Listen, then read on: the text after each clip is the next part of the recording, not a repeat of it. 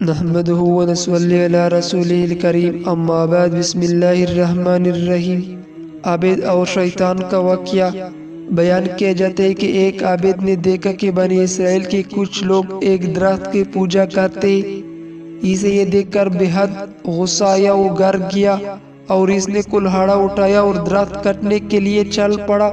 ابھی وہ کچھ دور ہی گیا تھا کہ شیطان انسانی صورت میں اس کے سامنے آیا اور کہنے لگا، بندہ خدا تم یہ فضول کام کیوں کرنا چاہتے ہو؟ اس درخت کو کٹنے سے تمہیں کیا فائدہ ملے گا؟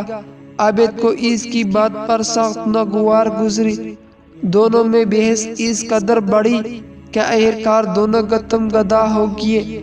چند لمحوں میں شیطان گر گیا اور عابد اس کے سینے پر چڑھ بیٹھا۔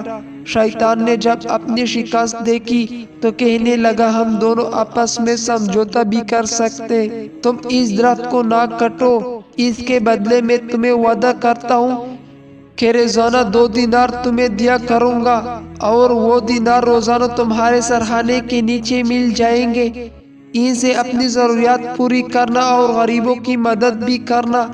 اس بات پر عابد راضی ہو گیا اور درخت کٹنے بغیر واپس آ گیا۔ 2 دن تک تو عابد کے سرخانے 2 دینار ملتے رہے، لیکن تیسرے دن سے یہ سلسلہ بند ہو گیا۔ عابد نے کچھ دیر انتظار کیا، پھر غصے سے بھرا کلہاڑ لے کر درخت کٹنے کے لیے چل پڑا۔ راستے میں پھر شیطان کھڑا نظر آیا۔ شیطان نے پوچھا، کہاں جا رہے ہو؟ عابد نے کہا، درخت کٹنے جا رہا ہوں۔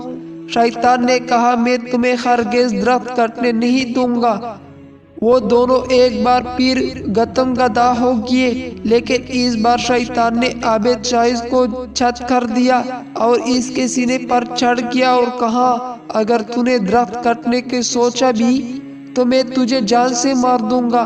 عابد نے ڈر کے مارے کہا، میں تم سے وعدہ کرتا ہوں کہ اب درخت کو کھاد بھی نہیں لگاؤں گا، بس تم مجھ کو چھوڑ دو اور یہ بھی بتاؤ کہ پہلی بار تم ڈیرے ہو گئے تھے، مگر آج تم نے مجھے چھت کیسے کر دیا؟